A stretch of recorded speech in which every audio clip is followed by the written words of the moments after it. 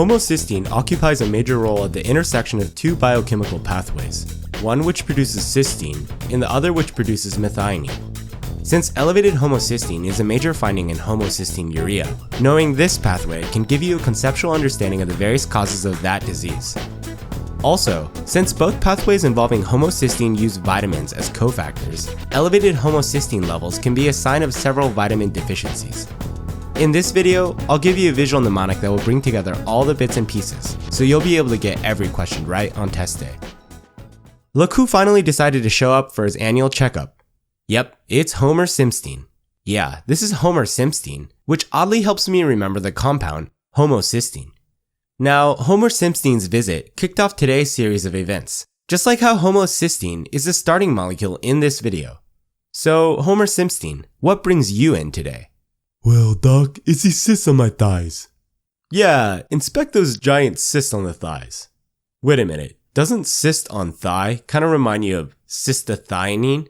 Because cyst on thigh sounds like cystathionine, get it? These cysts on thighs should help you remember that cystathionine is produced from homocysteine. This reaction is catalyzed by the enzyme cystathionine synthase, which is easy to remember since the enzyme literally synthesizes cystathionine from homocysteine.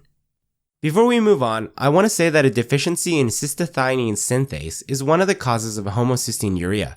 It should be obvious that a deficiency in this enzyme would cause homocysteine to build up. Just keep this fact in the back of your head, as we'll touch more on this later. Now, if you were paying attention in medical school, you would know that after inspection comes palpation. Yeah, go get yourself a feel of those cysts. Notice the medical student prodding Homocysteine cysts with some sticks. You know, those wooden sticks you see in every doctor's office? Yeah, these sticks are splayed out kind of like a pyramid, which should help you remember vitamin B6, also called pyridoxine. You know, since sticks sounds a lot like the number 6, and pyramid sounds like pyridoxine, right? Vitamin B6 is a necessary cofactor in cystathionine synthase, which catalyzes the reaction from homocysteine to cystathionine. As a clinical tie-in, homocysteinuria can also be caused by decreased affinity of cystathionine synthase for vitamin B6, or its active form, PLP. You know, if cystathionine synthase can't bind vitamin B6, then the reaction can't go forward to cystathionine. Should be pretty obvious, really. Oh no, it looks like there's been a code or some emergency inside the hospital. See how that siren is sounding? This siren coincidentally helps me remember serine, one of the reagents needed to produce cystathionine from homocysteine. Siren for serine, get it? Serine is way less important than vitamin B6, and you're probably never going to see a question about this on test day. But Nathan, I'm gunning for that 270 plus. Alright, do what you want. I did say that this is low yield though. So, Mr. Homocysteine, I think we're just gonna take these cysts out.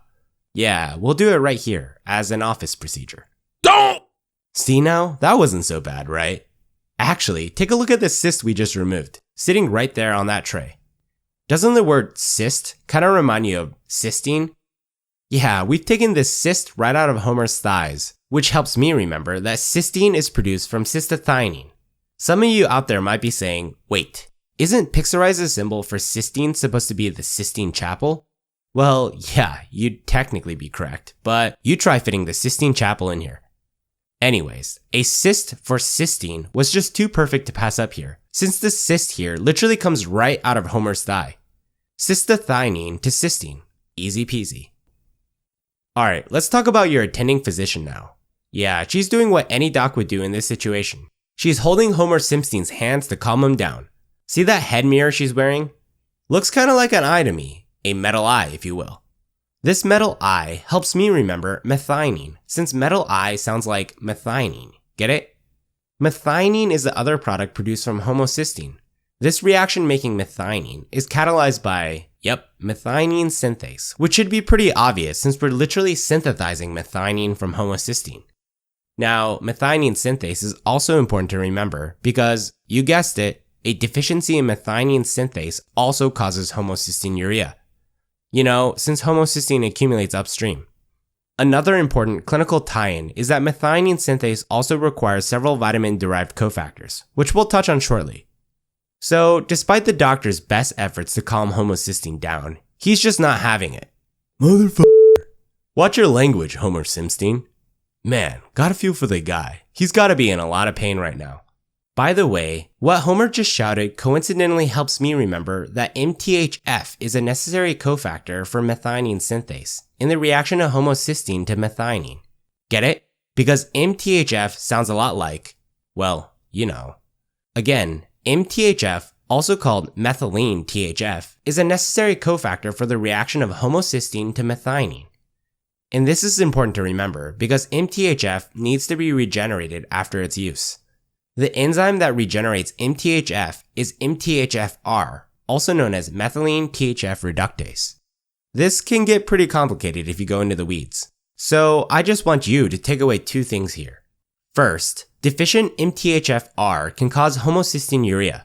Deficiency of MTHFR prevents the regeneration of MTHF, which impairs the function of methionine synthase. This in turn causes the buildup of homocysteine, leading to ding ding ding homocysteinuria. Got that? Cool. The second takeaway I want you to remember is that MTHF contains THF, which you should remember as the active form of folate.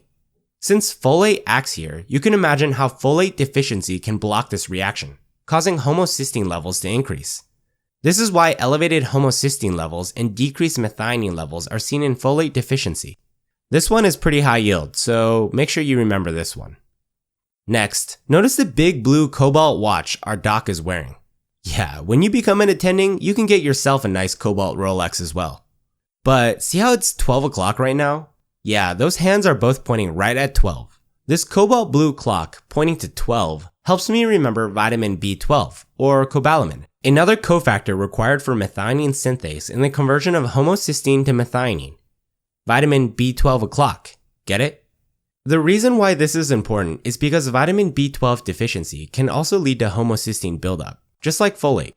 In short, both folate and cobalamin play major roles in the reaction of homocysteine to methionine. In patients with deficiency of either vitamin, homocysteine levels will be elevated and methionine levels will be decreased. This is high yield and it should be pretty easy to reason through. Alright, that's it for homocysteine metabolism. Before we send our patient back home, let's do a quick recap. There are two major biochemical pathways involving homocysteine metabolism that you should remember. First, homocysteine can be converted into cystathionine. This reaction is catalyzed by cystathionine synthase using vitamin B6 or pyridoxine as a cofactor, as well as serine as a reagent. Cystathionine is then converted into cysteine. Second, homocysteine can also be converted into methionine. This reaction is catalyzed by methionine synthase and uses both cobalamin as well as the folate-derived MTHF as cofactors. Deficiency of either folate or cobalamin can cause elevated homocysteine levels. Elevated homocysteine is a hallmark in homocysteinuria, which can be caused in four major ways. First, a deficiency of the enzyme cystathionine synthase can cause homocysteinuria. This blocks the metabolism of homocysteine at the enzymatic level.